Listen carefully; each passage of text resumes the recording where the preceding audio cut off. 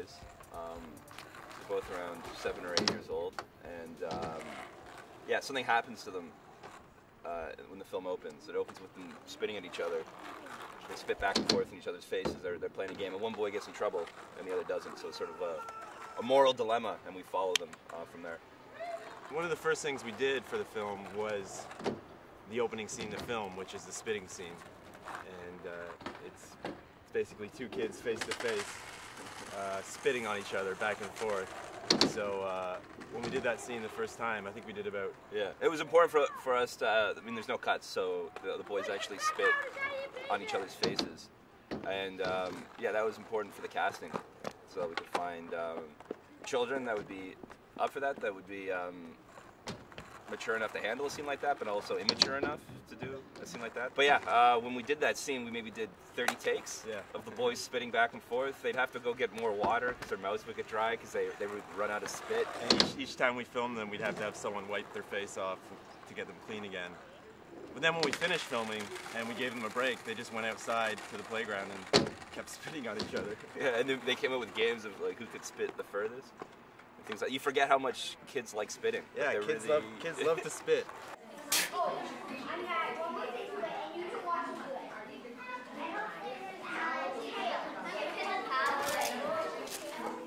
The movie's based on, I think, a lot of my strongest memories. So, yeah, I would say there's parts of me in both of the characters. But then what we always like is finding actors that we always like working with non-actors. And I guess with children, they're all non-actors. But we like sort of growing the film around the people we find. So there's, of course, a bit of the boys in the film, too. Yeah. We film with a very small crew, almost like the size of the interview crew. Smaller than this crew. Smaller than the crew. But we have, you know, one camera. At the smallest is me, Dan, and the camera.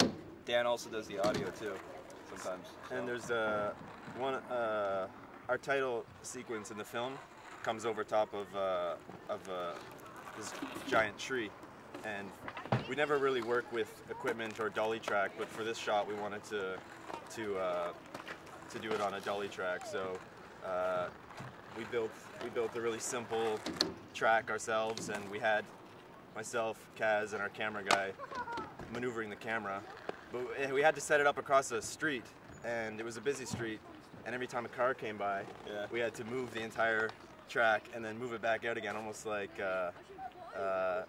in Canada we play a lot of hockey, and when you're kids you play hockey on the street, and every time a car comes by everyone has to go car, and they yell, and then you move, and then the car goes and you come back. So it was almost like when we were filming that, it reminded me like we were kids playing street hockey or something like that. I always like colors, so another, like the last one was Out in That Deep Blue Sea, so I like thinking of titles almost as like for me it sort of captures a mood, but also it's the main sort of, it revolves around, it's how they discipline the children. If you misbehave, you get a green square, and if you get 3 green squares, you get, you know, suspended or kicked out of the school.